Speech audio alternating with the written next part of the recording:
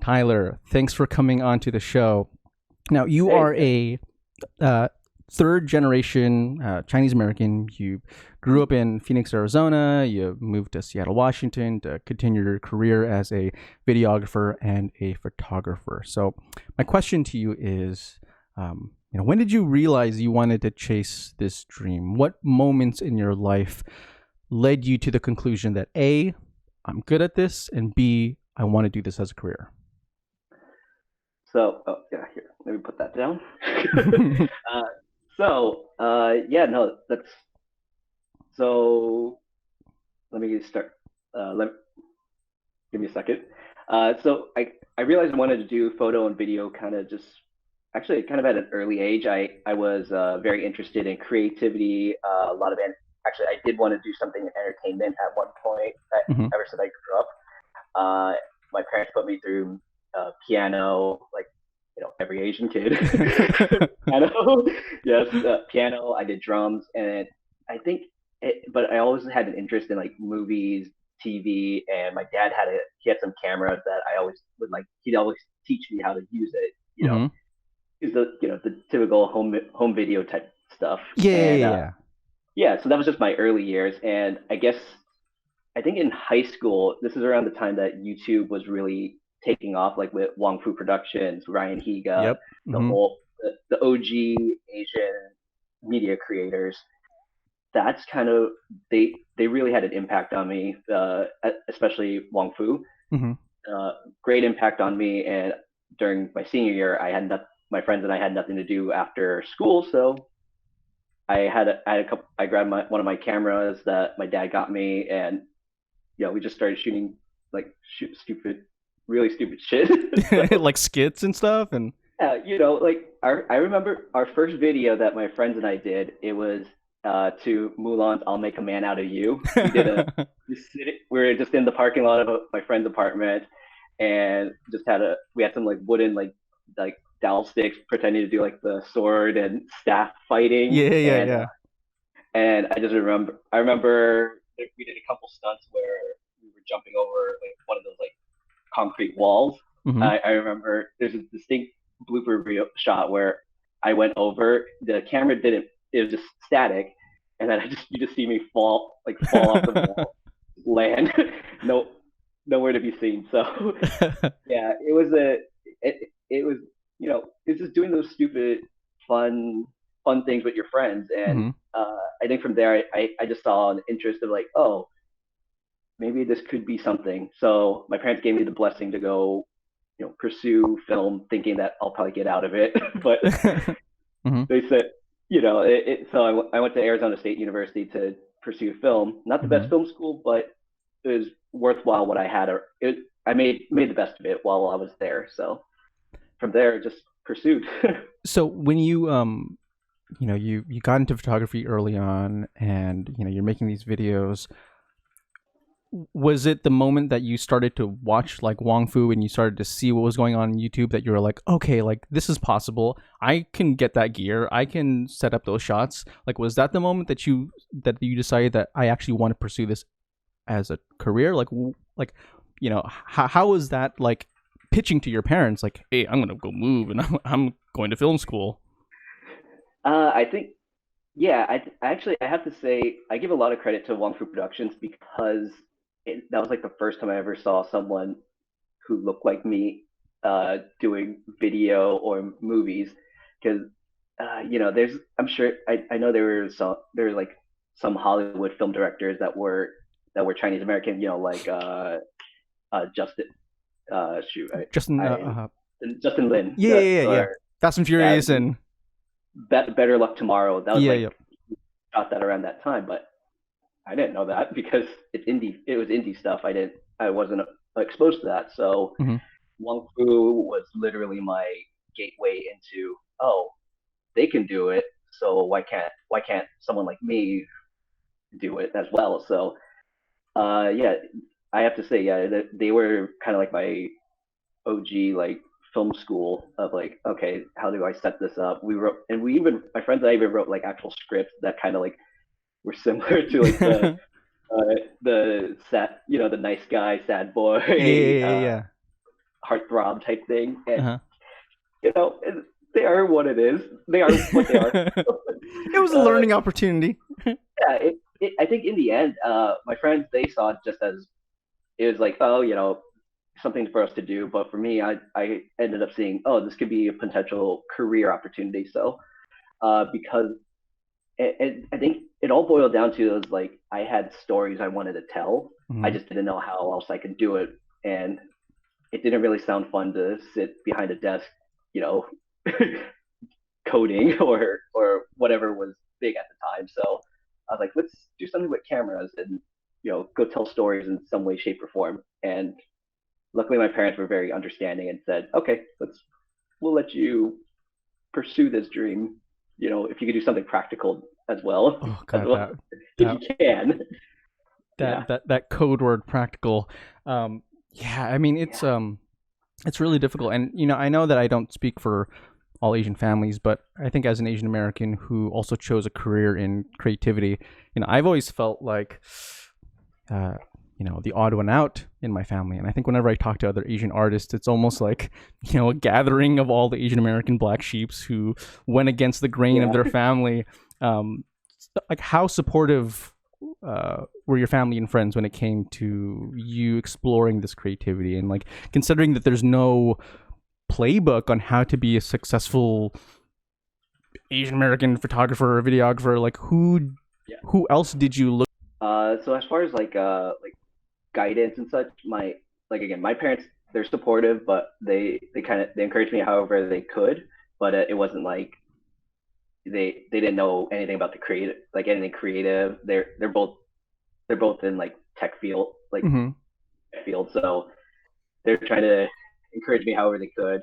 But as far as like, I did have, I one of my buddies that I did film with. He did a lot of photo on the side, Mm-hmm. so he was kind of like one of my first initial guys to, or like people to like look up to and see, oh, how do I, you know, what camera should I look at, what should I do as far as like creativity and setting up shots.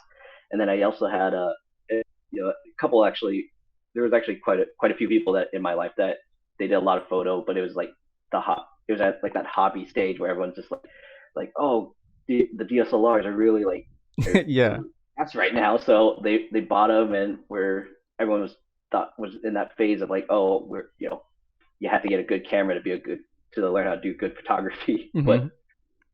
But in the end, I think I I learned a lot from them. But I think I think there was like a good few that they didn't think it was a valuable like career path to go through.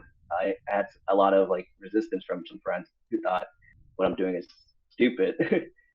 They just didn't understand that, that's like they just didn't understand the whole concept of like the following your passion. A lot of them they just went the practical route of like, oh, we're gonna do business school, we're going to, you know, biomedical engineers and Mm-hmm. Mm-hmm. Mm-hmm.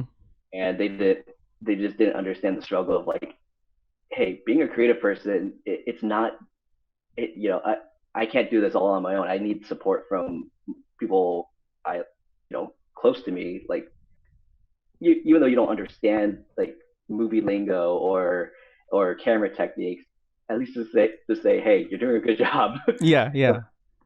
So, Yeah. or And at least and it's it was hard because like hard. you know, like you said, you know, there you can get support. Like, I had support from my family too, in the sense that like, oh, you know, chase your dreams, do whatever you want, blah blah blah. But there was always that talk of like practicality and whether or not, you know, that job is going to be sustainable or how much money you can make. And like, I mean, believe me, I fully feel and know how much money creatives make. Like, trust me, I get it.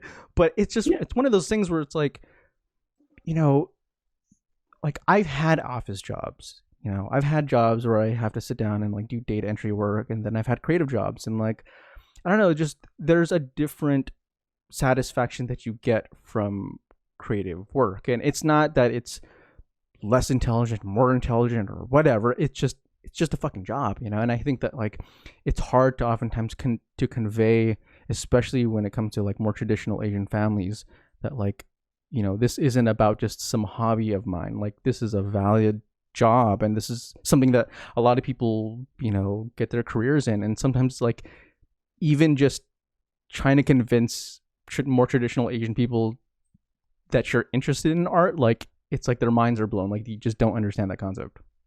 Yeah, even I'm looking back at it. Even at my film school, again, Arizona State.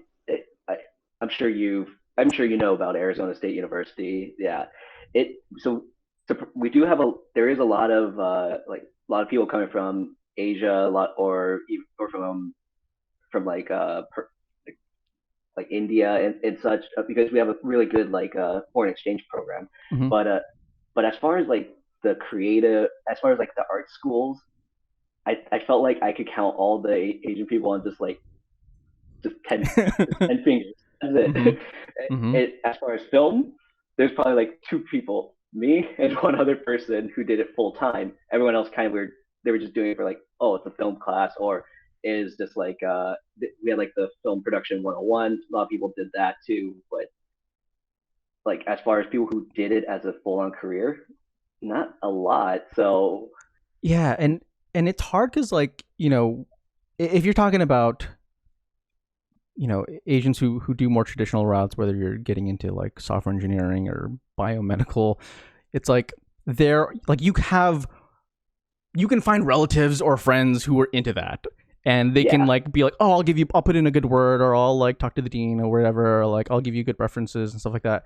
But for Asians who are in creatives, it's like, who the fuck do you talk to? It's like, who do yeah, you go for mentorship? Who do you go yeah, to, like, say like, hey man, like, how do I get to that next level? Because you just like look at, like, especially when it comes to actually working in the field, like, I know you felt this, and I know that you said this, and especially since talking about how there's so few Asians in like the actual programs in these schools. Like, when you get into the industry, it's the same fucking thing. It's like you go to the industry, you apply for these jobs or whatever, and you look at the corporate, like our team, and it's like, wow, man, there's like no Asians. There's like one Asian in like IT, but there's like no Asian representation in the creative section. And I think that's like that is a big sore spot that a lot of people don't realize. Like, we need more people who are coming up with the ideas and coming up with these stories. And so it's I really want to know more about your creative process. So when it comes to photography or just being behind the camera, and the decisive moment of framing your shot, I'm curious to know about your creative priorities and like what look you are trying to achieve. Like, some people are all about like wild and crazy moments. Other people are about like textures, patterns, and things looking symmetrical. Other folks are more about portraits and beautiful headshots. What photos and moments are you looking to capture? as purely as a photographer, and I guess even as a videographer, my main thing is to bring real.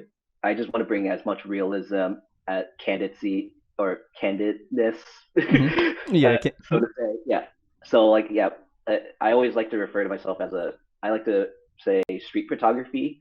So Mm-hmm. I'd rather do the one click moment that, or I like to say capture a moment, Mm-hmm. because once you capture it, it's gone. Mm-hmm. Or you're never gonna get that again. And so for me, I like to capture the rawness, the just literally spur the moment type of feeling.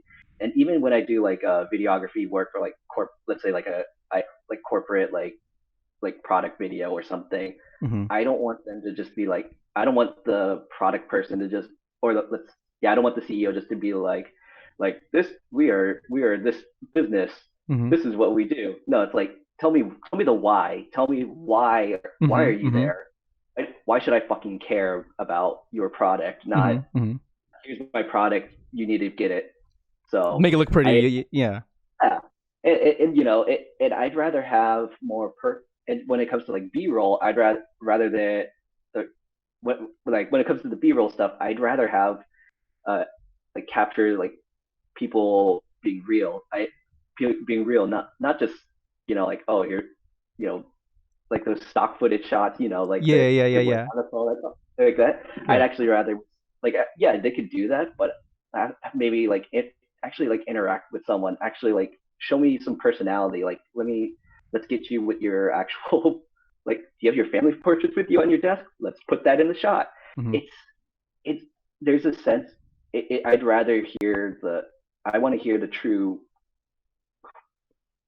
client, who the client is, not the not just like replicate it to be something random product, I guess. I really hope I said that right. Yeah, no, it's kind of like, because coming from a marketing copywriting background, it's like I totally know what you mean. Like trying to convey a client's needs, and if they're like, okay, I'm selling, I don't know, a hair product, like you can't just be like, okay, well, cool, you have these specs, let's go shoot for these specs. Like you have to know sort of the story behind it, because especially since like in the line of work where we're doing, storytelling is such an important aspect, and being able to have your work, have some uniqueness to it is incredibly important, because like it's like fucking everybody can get a camera and everybody can shoot, and so it's like you really do have to think deeper about like, how am I going to make myself stand apart, and how am I going to at least look more human than some of the other places. Because like you said before, it's like stock video is like blowing up, and so it's like it really is hard out there to sort of make yourself stand out.